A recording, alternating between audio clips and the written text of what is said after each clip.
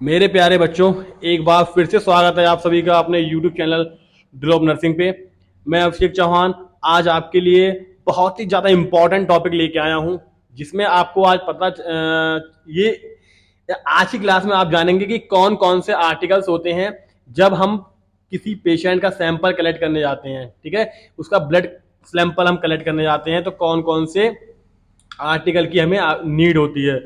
तो आज का सेशन बहुत ही ज़्यादा इंपॉर्टेंट है और इसमें हम ये भी जानेंगे कि कौन कौन सी गाइडलाइंस हैं कि हम सैंपल कलेक्ट करने से पहले हम किन किन चीज़ों को हम देखते हैं या ऑब्जर्व करते हैं। ठीक है, और उन चीज़ों का क्या क्या रोल होता है पेशेंट की लाइफ में।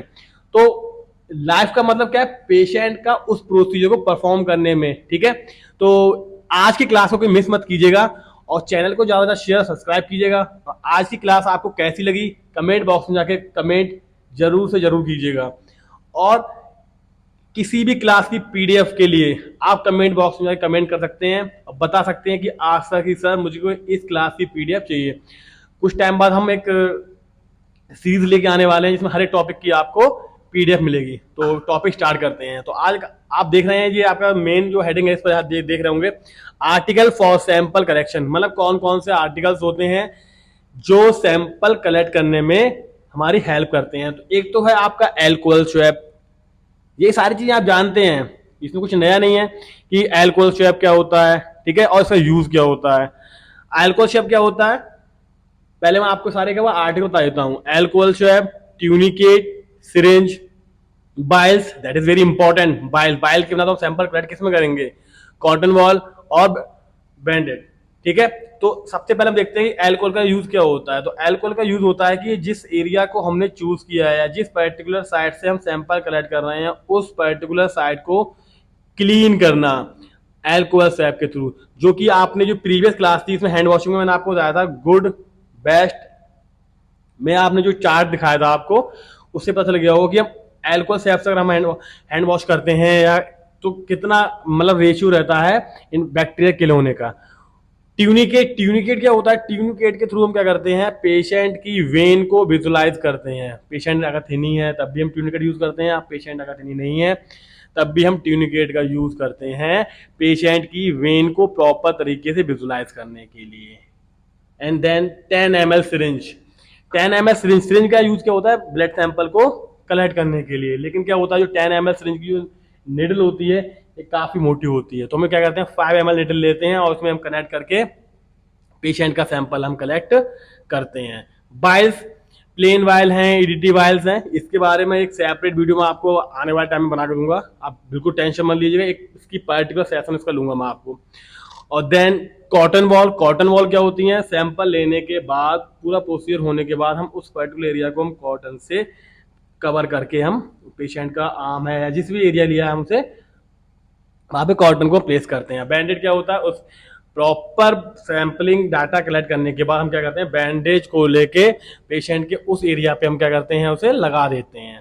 ठीक है, तो ये सारे आर्टिकल्स हैं, इन सारे आर्टिकल को आप नोट डाउन कर लीजिएगा क्योंकि ये वो आर्टिकल हैं जो सैंपल कलेक्ट करने में यूज किए जाते हैं। अब हम देखेंगे कि इंपॉर्टेंट पॉइंट क्या है ड्यूरिंग सैंपल कलेक्शन। मतलब कौन कौन से जो इंपॉर्टेंट पॉइंट हैं जो सैंपल कलेक्ट करने में अहम योगदान निभाते हैं। पहला क्या है, चेक फिजिशियन ऑर्डर। सबसे पहले क्या होता है, हमें फिजिशियन का ऑर्डर चेक करना है कि फिजिशियन ने क्या ऑर्डर दिया है, सैंपल कलेक्ट करना है, किस मतलब कितना लेना है, कैसे लेना है, कौन कौन सी रिपोर्ट्स होनी है। तो हमें उसके अकॉर्डिंग हमें मालूम पड़ा कि हमें सैंपल की जब पेशेंट की रिपोर्ट ज़्यादा होनी है तो हमें ब्लड कलेक्शन भी उसके अकॉर्डिंग ही लेना पड़ेगा। ठीक है, देन सेकंड क्या है, identify and prepare the patient. Identify, patient को आइडेंटिफाई करना है कि जिस पेशेंट का जो सैंपल लेना है क्या वो वही पेशेंट है। प्रिपेयर द पेशेंट, पेशेंट को प्रिपेयर करना, उसके उसे उस प्रोसीजर के बारे में प्रॉपर तरीके से बताना। ठीक है, सिलेक्ट साइड, जिस एरिया में हम सैंपल लेने जा रहे हैं, जिस एरिया का हम डाटा मतलब जिस एरिया को हमें चूज किया है सैंपल लेने के लिए, उस एरिया को हमें देखना है कि कोई उसमें नोट वगैरह तो नहीं है, कोई स्वेलिंग वगैरह तो नहीं है, किसी प्रकार की कोई इमरजेंसी कंडीशन तो नहीं है। ठीक है, then perform hand hygiene and put the gloves. Hand hygiene that is very important role to perform any procedure. Hand hygiene क्या होता है, ये इन्फेक्शन को स्प्रेड होने से 1% टू एज पर्सन से इन्फेक्शन को बचाने के लिए हम हैंड वॉशिंग करते हैं। और ग्लविंग क्या होता है कि हम जब पेशेंट का मान लो कोई पॉजिटिव पेशेंट है तो हम डायरेक्टली पेशेंट के ब्लड कॉन्टैक्ट में आते हैं।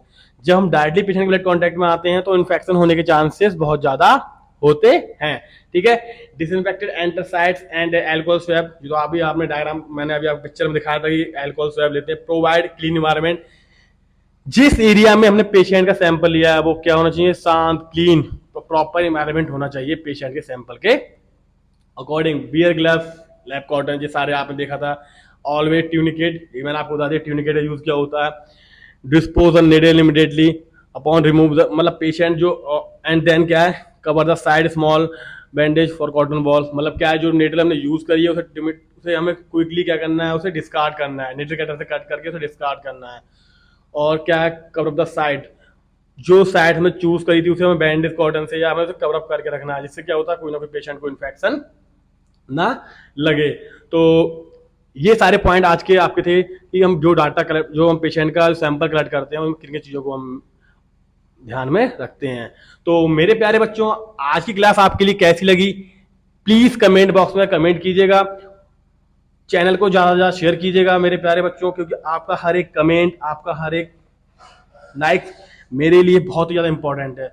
और आपका हर एक कमेंट और मेरा जो एक लाइक है वो मुझे मोटिवेट करता है कि मैं आपके लिए जो अगला टॉपिक लेके आऊँ और भी ज़्यादा इंपॉर्टेंट तरीके से, मतलब काफ़ी रिसर्च करके लेके आऊँ। तो मेरे प्यारे बच्चों, आप प्लीज़, मेरी आप सभी से रिक्वेस्ट है कि चैनल को ज़्यादा से ज़्यादा शेयर कीजिएगा और सब्सक्राइब कीजिएगा। मिलते हैं अगले इंपॉर्टेंट धमाकेदार टॉपिक के साथ। शुक्रिया।